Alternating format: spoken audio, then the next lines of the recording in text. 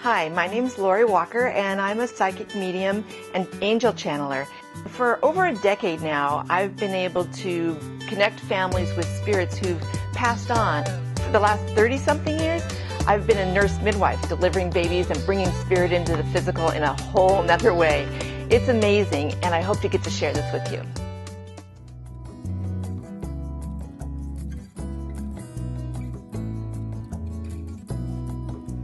Joanne Dinsmore, San Clemente, California.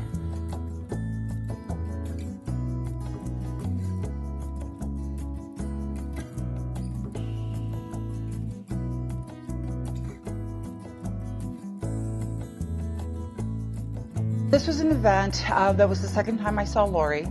I had seen her previously in San Clemente. Was really expecting to get a reading from my folks, either one of them. It didn't happen that night, so my neighbor had told me about this Wine and Spirits event that was at Adele's.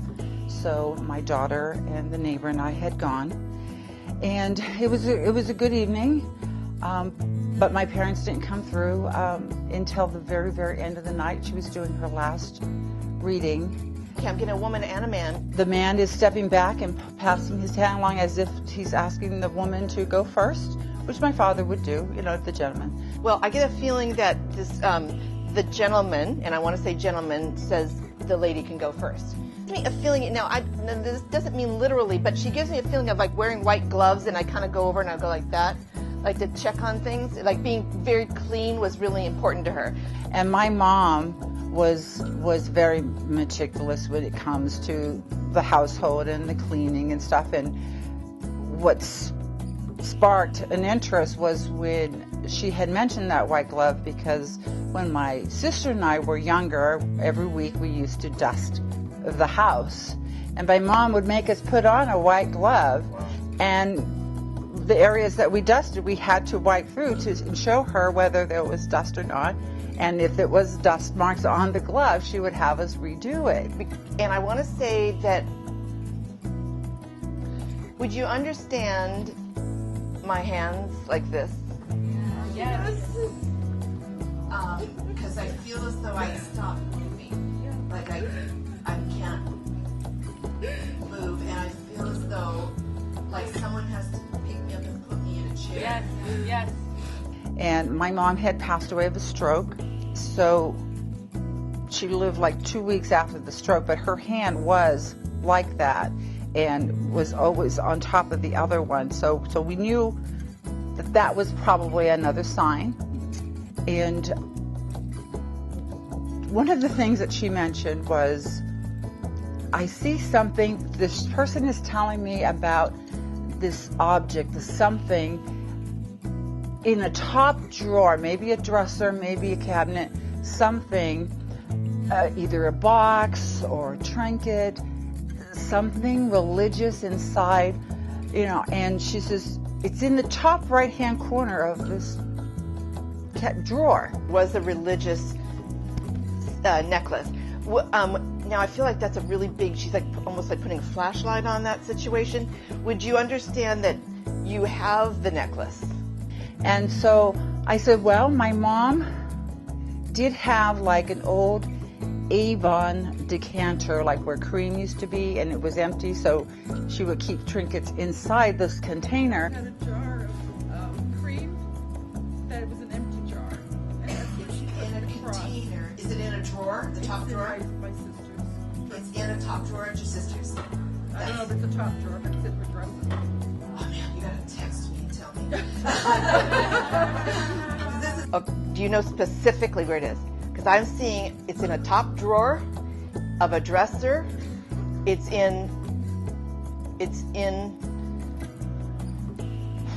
I feel like it's a jewelry, those things, and I feel it's in the top drawer on the right in the back. Would you know that?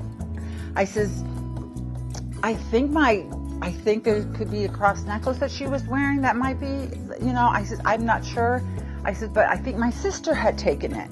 I think my sister has it. So if she does, maybe she has it in her home on the dresser. So I never was able to ask her if she has this trinket that Lori was talking about in the drawer. About 3 weeks ago, I was sorting through the house, going through things in the house, and I have this china cabinet in the dining room, and I was going through papers, and I pulled the top drawer of the china cabinet, and the very corner, right-hand corner of the drawer, And I feel it's in the top drawer on the right in the back. was this jar, which is my mom's Avon jar that she had. Oh my gosh, you thought your sister. I thought my sister had it, and this was in the drawer all this time, and when I opened it up, it was like a cross that was my dad's. My dad used to wear this all the time. I have pictures of him wearing this cross, and when my dad passed away, my mom had worn it until she had passed, and I thought my sister had this, but apparently I didn't. It was hidden in that cabinet. And my mom was probably trying to tell Lori, tell her that she has it, that she has this jar with my dad's cross. You know, so this validated everything that Lori had said. It just confirmed, you know, because there was some skepticism. It's like, was it really Mom? Was it really Dad? You know, I says, but then when I ever found this, you know, it just, my daughter said, Mom, see, Lori was, Grandma was trying to tell you to look in the top drawer because that's where it was. You had it.